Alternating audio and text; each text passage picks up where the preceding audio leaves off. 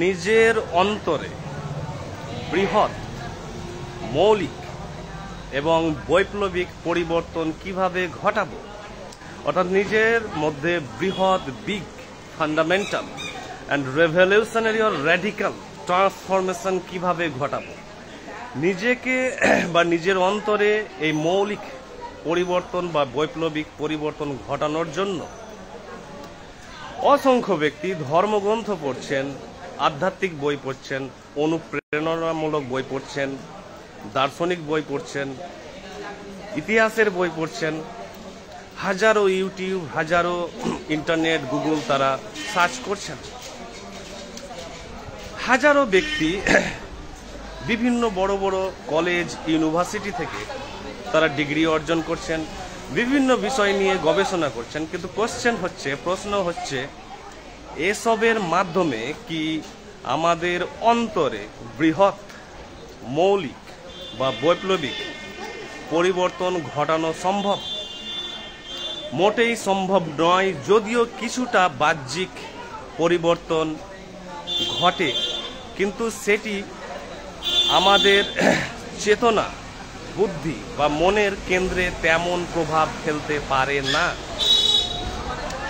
সাধারণভাবে পড়াশোনা করে, সাধারণভাবে বই পড়ে, যে কোনো জিনিস অন্বেষণ করে আমাদের অন্তরে এসবের পরিবর্তন কিন্তু দীর্ঘস্থায়ী হয় না। সব পরিবর্তন ক্ষণস্থায়ী হয়। তাহলে উপায় কি? যে যার মাধ্যমে আমার মন, বুদ্ধি এবং আমার অ্যাওয়ারনেস, অর্থাৎ মাইন্ড, ইন্টেলিজেন্স এবং অ্যাওয়ারনেসে আসবে বিশাল অতিকায় পরিবর্তন, যে পরিবর্তনের পর আমি থাকবো না, পূর্বের আমি থাকবো না, আমি হয়ে যাবে একটি সম্পূর্ণ পূর্ণাঙ্গ নতুন ব্যক্তি। এর জন্য প্রয়োজন হচ্ছে, রাস্তা কিন্তু খুব কঠিন, তাছাড়া সম্ভব নয়। নাহলে সবাই কিন্তু জ্ঞানী ব্যক্তি হতে পারতেন। রাস্তা হচ্ছে দিনের পর দিন মেডিটেশন, অর্থাৎ 1 ঘন্টা থেকে শুরু করে 2 ঘন্টা, 5 ঘন্টা, 10 ঘন্টা, 14 ঘন্টা মেডিটেশন, অর্থাৎ ডু আর ডাই পলিসি। অর্থাৎ এই ধ্যানে কিন্তু অসংখ্য জিনিস ঘটতে পারে। মানুষ অনেক সময় বিকারগ্রস্ত হয়ে যায় ধ্যানের প্রভাবে, অনেকে পাগল হয়ে যান, অনেকের আবার মৃত্যুও ঘটতে পারে এই ধ্যানে। কারণ এই পথ হচ্ছে সর্বোচ্চ জ্ঞানের পথ, সর্বোচ্চ আলোর পথ। এবং এই পথে মাইন্ড, ইন্টেলিজেন্স এবং অ্যাওয়ারনেস এতটাই বিবর্তিত হবে, এতটাই তার এভলিউশন হবে যে তিনি কল্পনা করতে পারবেন না।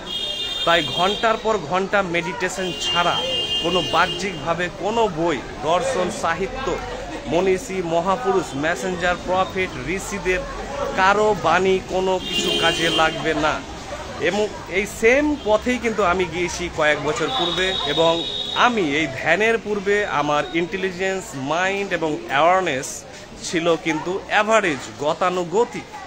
কিন্তু সেই ধ্যানের পর, সেই অন্বেষণের পর আমার চেতনায়, বুদ্ধিতে এবং মনে এসেছে কিন্তু পরিবর্তনের মহাপ্লাবন, এবং সৃজনশীলতা, ইন্টেলেকচুয়াল ফ্যাকাল্টি থেকে শুরু করে যা কিছু মনস্তাত্ত্বিক জগৎ আছে সেখানে এসেছে কিন্তু ভয়ানক একটি এক্সপ্লোশন, অর্থাৎ বিস্ফোরণ।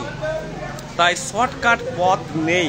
যদিও অনেকে শর্টকাট পথের মাধ্যমে অনেকে দীক্ষা নিচ্ছেন, অনেকে মঠে যাচ্ছেন, অনেকে আশ্রমে যাচ্ছেন নিজের অন্তরে একটি বৃহৎ সত্তার জন্ম দেওয়ার জন্য, কিন্তু কোনো কিছুই কাজে লাগছে না। কারণ এ পথ সোজা পথ নয়, এ পথ আরামের পথ নয়, এ পথ মনোরম নয়, ভয়ানক পথ, মাউন্টেন, হিমালয় বা এভারেস্টে ওঠার মতো প্রচণ্ড আর্ডুয়াস পথ, প্রচণ্ড টায়ারিং পথ, এবং অনেক সময় হতাশা, ডিপ্রেশন, অসংখ্য জিনিস আসবে। কিন্তু সব কিছুকে জয় করে যে সর্বশেষ কোর্সটি কমপ্লিট করবে সে কিন্তু মহা দার্শনিক হতে বাধ্য, তিনি মহাজ্ঞানী হতে বাধ্য, তিনি বিশাল সৃজনশীল ব্যক্তি হবেন, ইনভেন্টিভ ব্যক্তি হবেন, উদ্ভাবনী ব্যক্তি হবেন, এবং তিনি কিন্তু হাজারো অজানা রহস্যের তিনি কিন্তু ডিসকভার করতে পারবেন। এটি হচ্ছে পথ, যে কোনো পথ শর্টকাট পদ্ধতি নেই জ্ঞানের জগতে, আলোর জগতে, দর্শনের জগতে, সাহিত্যের জগতে। Thank you.